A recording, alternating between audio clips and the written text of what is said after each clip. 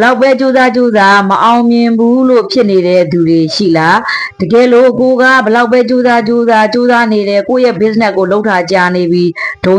ရင်ပဲရလက်မထွက်ဘူးဆိုတဲ့သူတွေဒီဗီဒီယိုကြည့်ပါဒါကဘာလဲဆိုလို့ရှိရင်ကိုတေချာအောင်ပြန်မေးပါ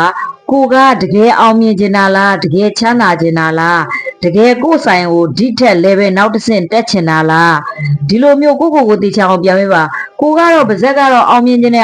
တယ်တတို့တော့ပြောနေပြီးတော့ကိုယ်တိုင်ကတကယ်မကြိုးစားဘူးဆိုလို့ရှိရင်အောင်မြင်မှုကဒီမှာပဲရက်တက်နေမှာဖြစ်တယ်ဒါက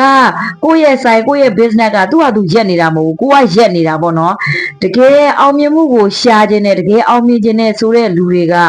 လမ်းစာကိုတစ်ခုမဟုတ်တစ်ခုကိုအမြဲတမ်းစဉ်းစားပြီးတော့လက်တွေ့လှုပ်ဆောင်နေတာပဲဖြစ်တယ်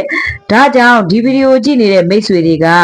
ကိုယ်ဆိုင်ကိုနောက်တစ်ဆင့်တက်ချင်တာပဲဖြစ်ဖြစ်ကိုကချမ်းသာချင်တာပဲဖြစ်ဖြစ်အမြဲတမ်းဒီတင်တဲ့နေတက်မှာမဟုတ်ဘူးကိုအမြဲတမ်းသင်ယူနေပါလိုက်လံစူးစမ်းနေပါအမြဲတမ်းကြိုးစားနေပါဒီလိုမျိုးဆိုလို့ရှိရင်အောင်မြင်မှုကတင့်ရှီကိုစိုက်မိုက်ရောက်လာမယ်ဆိုတာတေချာပဲဖြစ်ပါတယ်